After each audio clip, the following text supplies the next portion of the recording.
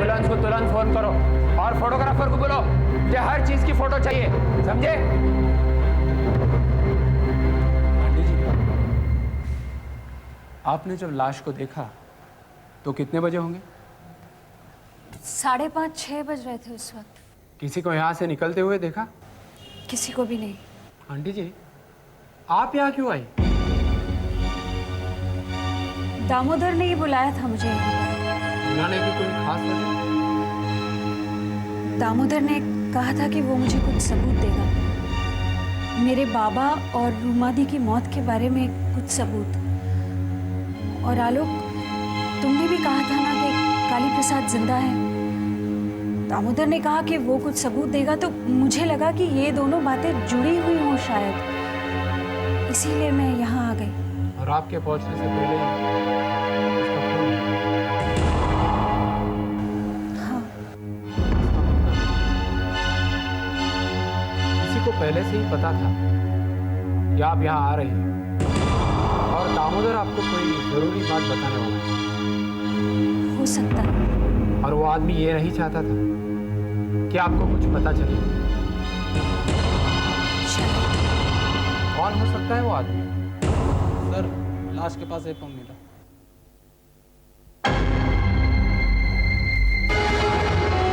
Asthma के patient इस्तेमाल करते हैं, संभाल कर रखो और फिंगरप्रिंट एक्सपर्ट के पास भेज दो। आपको किसी पर शक तो नहीं? अजीब बात है। दामोदर को अपनी मौत का अंदाजा था और उसे कुछ लोगों पर शक था। जानते थे?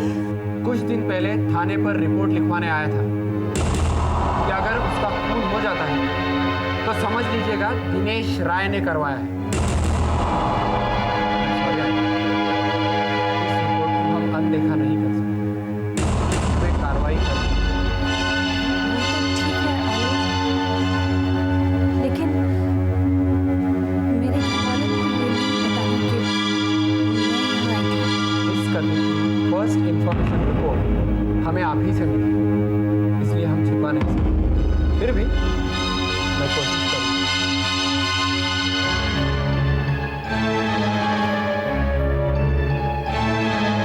अरे जब मुझसे कह के नहीं गए कि कहाँ जा रहे, तुम्हें कैसे पता तू कब आ रही? ना समझाने के बाद तो जाहिल भी समझ जाते हैं, मगर ये स्मृति जो ना कहो वही करेगी। तुमसे कुछ बताकर गई है वो? दादा, अगर मुझे बताकर गई होती तो मैं आपको पहले नहीं बता देता। उसके साथ कुछ उल्टा सीधा ना हो गया। उल्टा सीधा उसके साथ नहीं, हमारे साथ होने वाला है। किसी से कुछ कहकर नहीं, जरूर वहां गई है।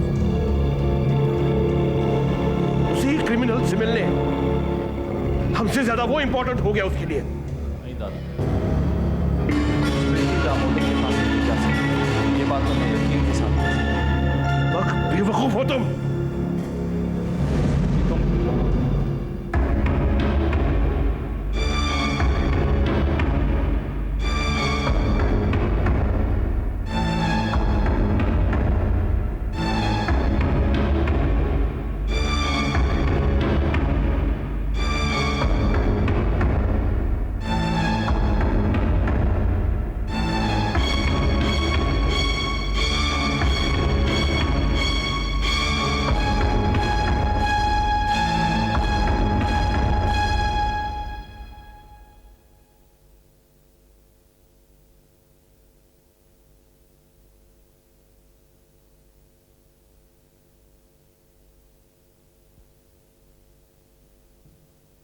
मेरी आंखों में आंखें डालने की हिम्मत नहीं हो रही है तुम्हारी? क्यों?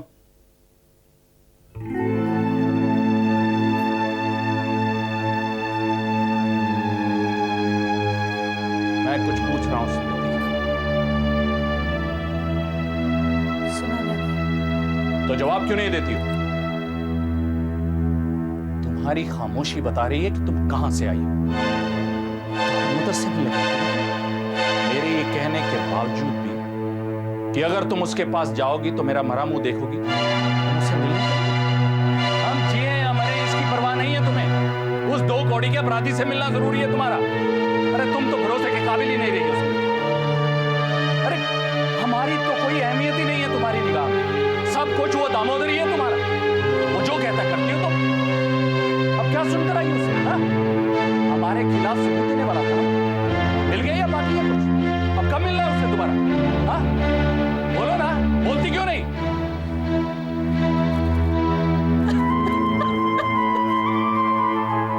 अब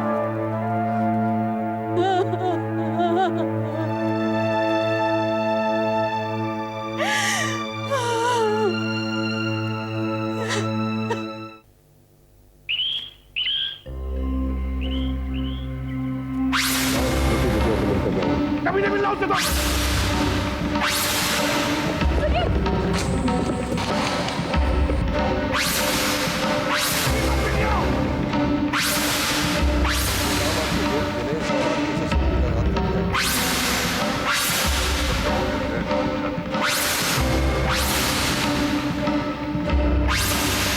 मैं क्यों हम पर दादा पर शक कर रही हूँ? पंप किसी का भी हो सकता है। एक दादा ही तो नहीं है ना अस्थमा के पेशेंट सारी दुनिया में।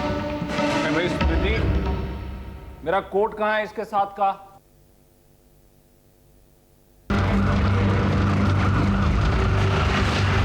मेरी घड़ी भी दे रहा।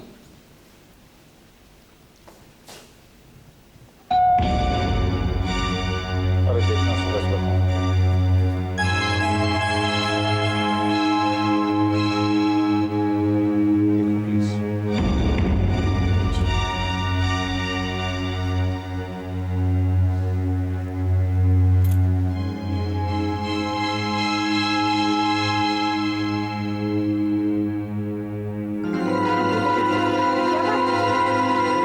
पुलिस अंकल से मिलना था। कुछ कानूनी कार्रवाई करनी है। किस सिलसिले में? आप उन्हें बुलाएंगे तो अच्छा होगा।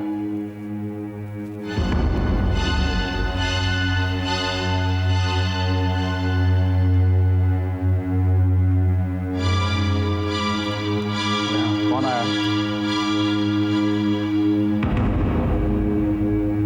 पुलिस आई है। क्या पुलिस आई है? लेकिन पुलिस क्यों आई है?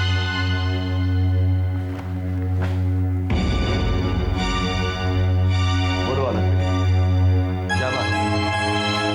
सॉरी अंकल, बात दरअसल यह है कि आपको मेरे साथ स्टेशन चला हो? किस खुशी में? आपके नाम का वारंट है मेरे पास। वारंट? लेकिन हुआ क्या है? हाँ क्या किया है मैंने? दामोदर का खून हो गया है। दामोदर का खून हो गया तो मुझे क्यों पकड़ रहे हैं आप? अरे जिसने कत्ल किया है आप उसको क्यों नहीं पकड़ते? दादा पे इल्जाम लगाने की हिम्मत कैसी हुई तुम्हारी? पागल तो क्यों हो गए? मुझे गलत मत समझ यार, मैं यहाँ सिर्फ अपनी ड्यूटी करने आया हूँ। अगर ये तेरा दोस्त नहीं होता तो अभी इसे धक्के मार के घर से बाहर निकाल चुका था। मैं यहाँ एक दोस्त की हैसियत से नहीं, इंस्पेक्टर की हैसियत से आया हूँ, वारंट लेकर। मुझे यहाँ से कोई भी नहीं निकाल सकता।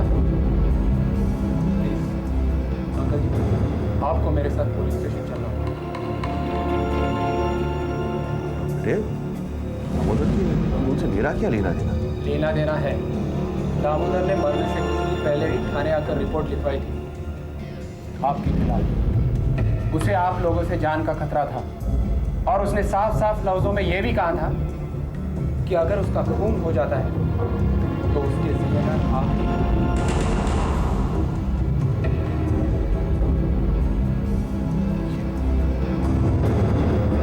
क्या कह रहे हो तुम? आपको मेरे साथ पुलिस स्टेशन चलना होगा। मुझे एक पुलिस अफसर की तरह जबरदस्ती करने मत लगाइए।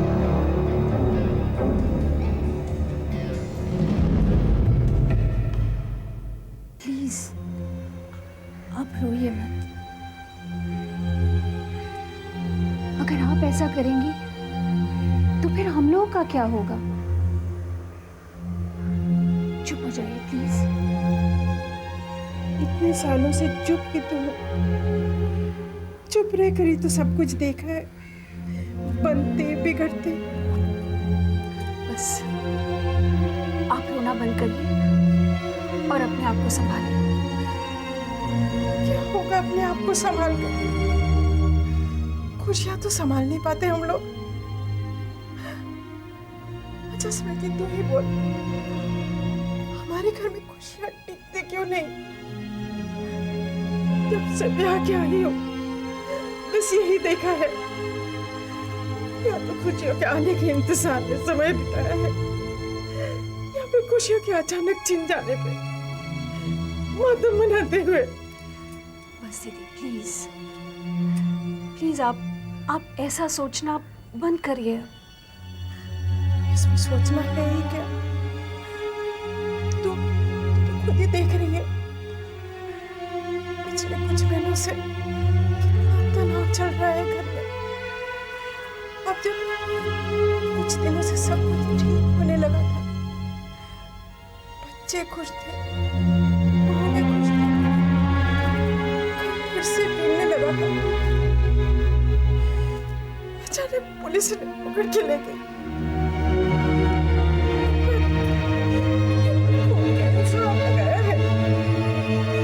मैं जानती हूँ ये ऐसा कभी नहीं कर सकते।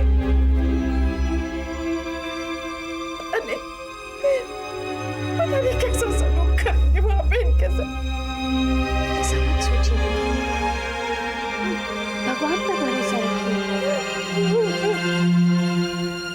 अच्छों के साथ कभी बुरा हुआ है? बुरा सलूक तो उसके साथ होगा ना जिसने कभी बुरा किया हो। बस दीदी,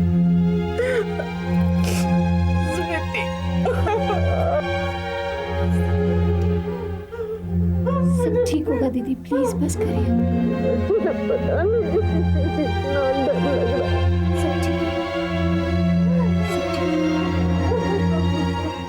अंकल जी, आप लोग चाय पियेंगे? नहीं बेटा, बस हमारा वकील आता ही होगा।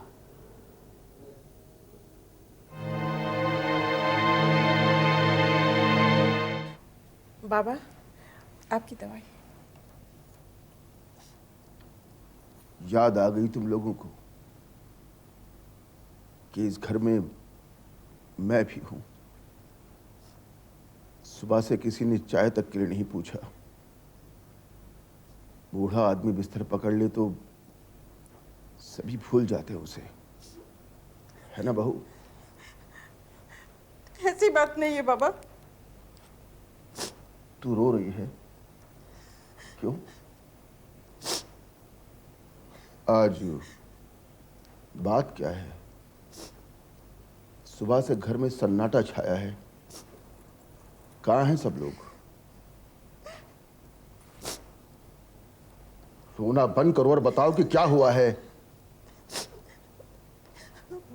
बाबा, इन्हें पुलिस पकड़ के लेके गई। दिनेश को? क्यों? क्या किया है उसने? पता नहीं। पता नहीं का क्या मतलब? कुछ तो कहा होगा पुलिस ने, क्यों पकड़ा उसने? बाबा, वारंट था इनके नाम का। किस जुर्म के लिए? ये सब तो मुझे पता नहीं। इंस्पेक्टर कह रहा था दामोदर का कत्ल हुआ है। हमें एक पर शक है।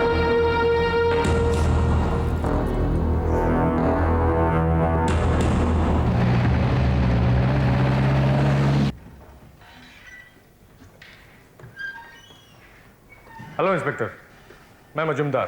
हेलो। राज साहब का वकील हूं मैं। ये जमानत के पेपर्स लाया हूं, आप इन्हें देख लीजिए। ठीक है।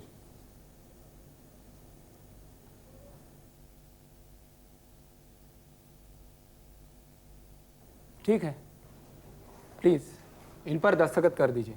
जी हाँ, sure. Chaudhary. Yes sir. Rai Sahab को लेकर आओ।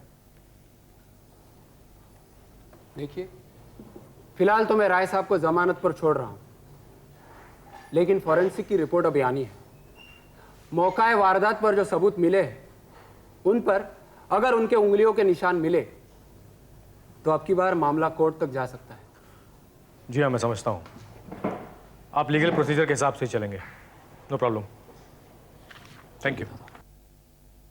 Uncle, I am sorry uncle. सच सच बताइए मुझे, आप ही ने दामोदर का खून किया है ना? बिल्कुल नहीं, मैं क्यों करने लगा सब? वो तो मेरे काम का आदमी था। झूठ बोल रहे हैं आप ही ने मुझसे कहा था दिनेश जी की कोई खास चीज लाने के लिए, कोई ऐसी चीज जिसे देखते ही लगे कि ये दिनेश राय की हो। कहा था ना आपने? और आपने ये भी कहा था कि उस चीज पर मेरी उंगलियों के निशान नहीं पड़ने चाहिए। हमारी उंगलियों के निशान होते तो इस वक्त दिनेश की जगह तुम पुलिस के हिरासत में। इसका मतलब आप ही ने दामोदर का खून किया है? उसकी लाश के पास आप ही ने वो पंप रखा है? अब तुम बिल्कुल ठीक है। हाँ, वो पंप मैंने ही मारा, लेकिन इसी के साथ क्यों होता है कि दामोदर का खून मैंने किया। देखो बेटे, मैं बहुत दूर की सोच। जब मैं दामोदर से मिला तो मुझे पता चला कि दिनेश दामोदर का खून करने वाला है। और ये भी पता चला कि महीनों के बाद अगर उसका खून होता है तो वो दिनेश राय के हाथ में होता है। ये आप क्या कह रहे हैं? देखो बेटे, मैंने सिर्फ मौके का फायदा उठाया। मुझे पता था कि दिनेश आज नहीं तो कल दामोदर को अपने रास्ते से हटाएगा जरूर, तो मरवाएगा किसी और से मरवाएगा। फंसना उसी को चाहिए और इसके लिए एफआईआर काफी नहीं था। मौका वारदात पे कुछ सबूत चाहिए। दिनेश देखो बेटे, तुम्हें परेशान होने की जरूरत नहीं। मैं जो कुछ भी कर रहा हूँ बहुत सोच समझ कर कर रहा हूँ। और इसके लिए तुम्हें एक काम होगा। अब क्या करना होगा? देखो बेटे, दिनेश इस वक्त पुलिस हिरासत में है। कोर्ट कचहरी में उठा है। दफ्तर में कौन, जिसे बिजनेस की कोई जानकारी नहीं। यही मौका है दिनेश राय के ब्लैक मनी का पूरा हिसाब लाकर के मुझे दे सकते। राय खानदान को काले पैसे का पूरा लेखा जोखा,